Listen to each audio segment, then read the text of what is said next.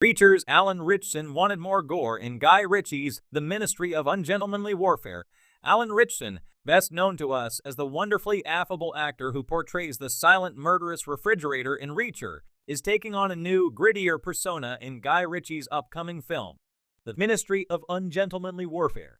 Ritchson is playing Anders Lassen, a fictionalized composite Danish soldier known for his exceptional archery skills, and as he's been explaining to THR, he had his own thoughts on how the performance should come across on screen. In the Lionsgate film, which is a fictionalized account based on the book Churchill's Secret Warriors, the explosive true story of the Special Forces Desperados of We by Damian Lewis, Ritchson joins a stellar cast including Henry Cavill, Henry Golding, Eiza Gonzalez, Alex Pettyfer, and hero Fiennes Tiffin. The film depicts a covert organization formed during We, with Lassen being a standout figure for his fervent anti-Nazi sentiments and unique warfare tactics. However, Ritchson's commitment to authenticity didn't end with mastering archery or developing a Danish accent. He felt strongly that the film should visually convey Lassen's deep-seated hatred for the Nazis, leading to a direct appeal to Ritchie for more graphic violence in his kill scenes. He said, Alan Ritchson used a pig's heart for added gore. Ritchson's vision for his character's brutality was partially realized the following day during a tower scene where Lassen is taking out some Nazi grunts in lethal hand-to-hand combat. The scene, put together by Ritchson and his stunt double and archery trainer Ryan Taryn, even included the idea of using a pig's heart to simulate human organs for added gore. We spent the whole day shooting the scene, and it was all very improvisational, he explained. Alan Ritchson, best known for his role as Jack Reacher in the Amazon Prime series Reacher, is no stranger to intense, gritty action scenes. He's built a career on embodying larger-than-life characters who thrive in violent, high-octane situations. So it's no surprise that when he joined the cast of Guy Ritchie's The Ministry of Ungentlemanly Warfare, Ritchson wanted more, specifically, more gore. Guy Ritchie, known for his distinctive directorial style blending dark humor, sharp dialogue, and frenetic action sequences, is a natural fit for a film about unconventional warfare. Based on true events, The Ministry of Ungentlemanly Warfare focuses on a secret British unit during World War II. This elite group, sanctioned by Winston Churchill, was tasked with using guerrilla tactics and sabotage to wage a dirty war against the Nazis. The movie is poised to deliver an action-packed narrative filled with Ritchie's signature mix of stylized violence and irreverence. For Ritchson, however, this story of World War II's rogue fighters needed something more primal and visceral. It needed more blood, more brutality, and more realism in its depiction of war. The appeal of more gore for Ritchson, adding more gore, isn't about gratuitous violence, but rather about delivering a more authentic portrayal of the horrors of war. Many modern war films sanitize violence or frame it in a way that distances the audience from its brutal reality. The Ministry of Ungentlemanly Warfare, with its subject matter of undercover operations and guerrilla tactics, offers the perfect canvas for a more visceral depiction of combat. These soldiers weren't just fighting in conventional battles, they were carrying out sabotage, assassinations, and close-quarters combat that often resulted in bloody encounters. Ritchson's desire for more gore stems from a need to honor the gritty, bloody reality these unsung heroes faced. These men, handpicked for their ruthlessness, operated in the shadows, often outside the rules of engagement that govern traditional warfare. Their missions were dirty and dangerous, and a sanitized version of their efforts wouldn't do justice to the peril and violence they endured. In Ritchson's view, amplifying the blood and violence on screen would lend the film a level of realism and respect for the brutal truths of wartime efforts, making the audience feel the stakes in a more visceral way. The balance of gore and style. One challenge of Ritchson's vision for more gore lies in balancing it with Guy Ritchie's highly stylized approach to filmmaking.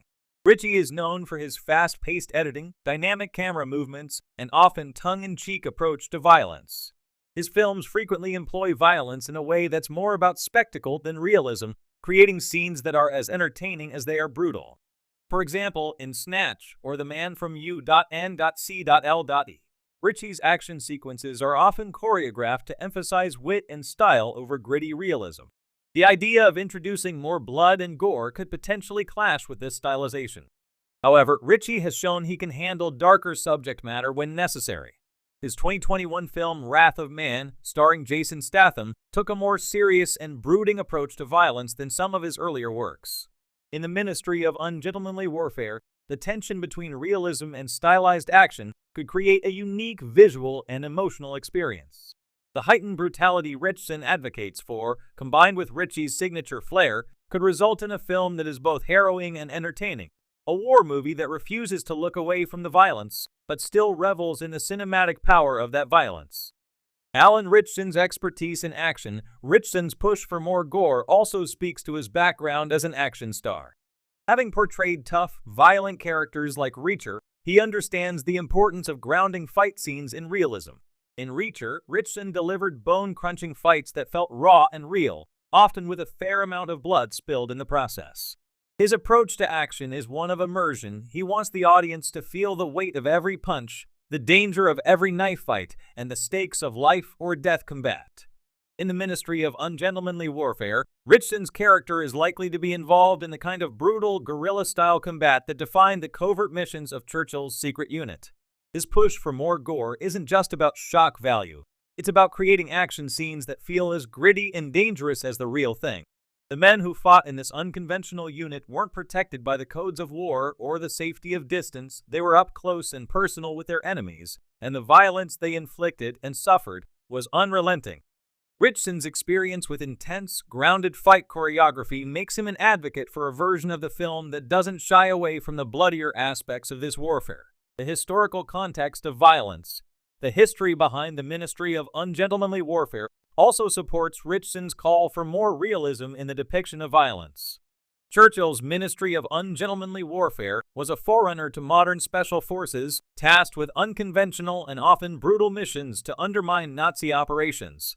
These soldiers used any means necessary to achieve their objectives, often resorting to sabotage, assassination, and tactics that would be considered war crimes under conventional rules of engagement. The unit's very existence was a reaction to the necessity of fighting dirty, and their missions were marked by a level of violence that wasn't just about shooting enemies from a distance. They planted explosives, slit throats, and detonated bridges, tasks that often involved a messy and bloody aftermath. A sanitized version of these missions would not capture the full scope of what these men did or the risks they faced. In this light, Ritchson's desire for more gore is a demand for historical accuracy, even if it makes the audience uncomfortable. Conclusion: Alan Ritchson's push for more gore in the Ministry of Ungentlemanly Warfare isn't about glorifying violence for violence's sake. It's about doing justice to the brutal, bloody reality of the war these men fought. In a film directed by Guy Ritchie, known for his stylish, fast-paced action sequences, adding more gore could create a powerful blend of realism and spectacle.